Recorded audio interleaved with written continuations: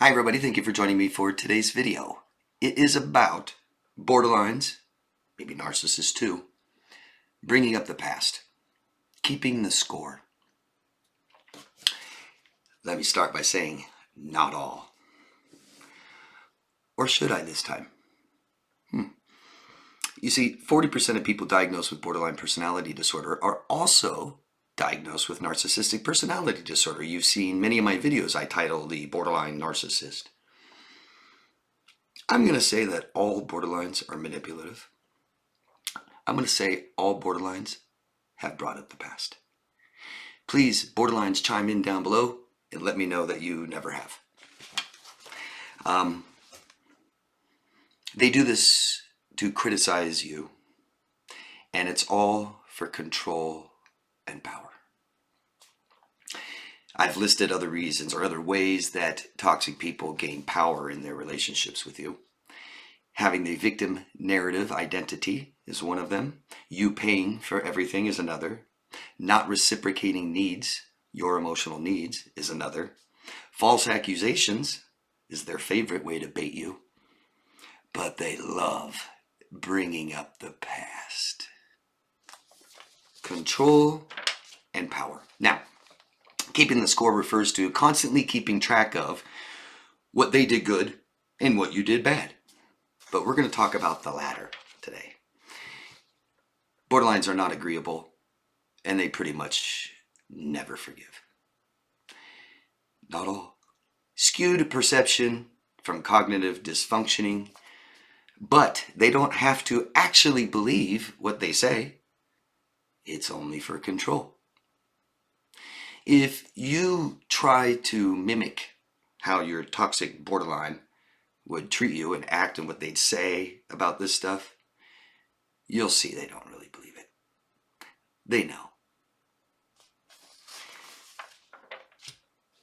What's funny or ironic is toxic people will accuse you of this, bringing up the past. Borderlines, narcissists love it. But what we're doing is called non-resolved. There's no resolve. There must be resolve in relationships.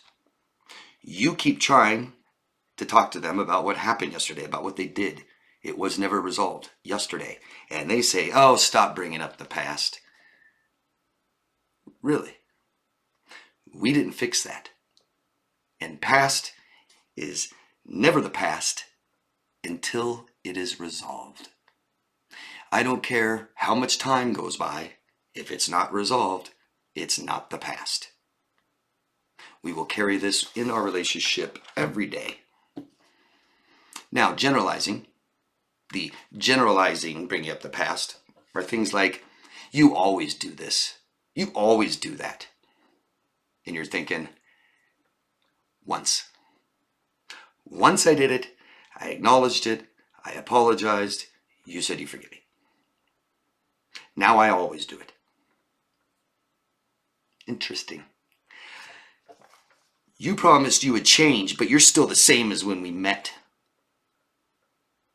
Damn, think about that for a second. You said you would change who you are because who you are when we met was a real piece of shit. Oh, why did you keep dating me? And who am I supposed to change into? Now, here's some specific examples, 2 of them. The borderline says, you abuse me. And we say, what? When? Last month, you beat me. You mean when you were hitting me? So I tried to stop you, blocking myself. Whatever. I didn't hit you first. You put bruises on my arms. And that can just be a circular argument for 25 years. Another example. Now these are extreme. You cheated on me. How can I trust you? I've never cheated on you though. And we talked about this and you said you understood when I explained myself that I'd never cheated on you. I just said okay because I was annoyed, but I never forgave you. You're a cheater. But I explained how she was just a coworker and she asked me out and I said no. But you didn't tell her you have a girlfriend. It's because you wanted to have sex with her. You're not committed to me. You're a cheater. Okay, I'm sorry I didn't tell her that I have a girlfriend, but I still said no. I mean, I guess I'll go tell her I have a girlfriend tomorrow when I go to work. I don't believe you. You wanted to have sex with her. I will never forgive you. Really? It's over. It's over. Leads me to forgiveness. I know it's a common conception that we must forgive the people who ruined our lives to be able to move on with our lives. Nope. I'm here to tell you, you don't have to. I counter that with it's healing and healthy to understand them with compassion. But trust me, none of my abusers want me to forgive them. They don't care. We don't have to forgive to move on with our life. We do have to forgive to move on in our relationship. You can't? It's over. It's over. I've had friends like that. I've had friends think that I said something to their wife, and I'm like, your wife's lying to you. I never talked to her. And it went on for years. Still wanted to be friends, still wanted to hang out.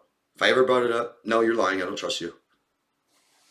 How long are you going to have someone like that in your life that believes that you did something you didn't do? Crazy.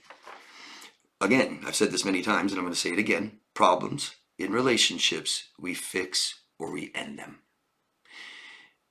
People have problems. We're stuck with ourselves. We become better versions of ourselves. We try really hard, but we're never stuck with a human being in a relationship. Never. Not even family.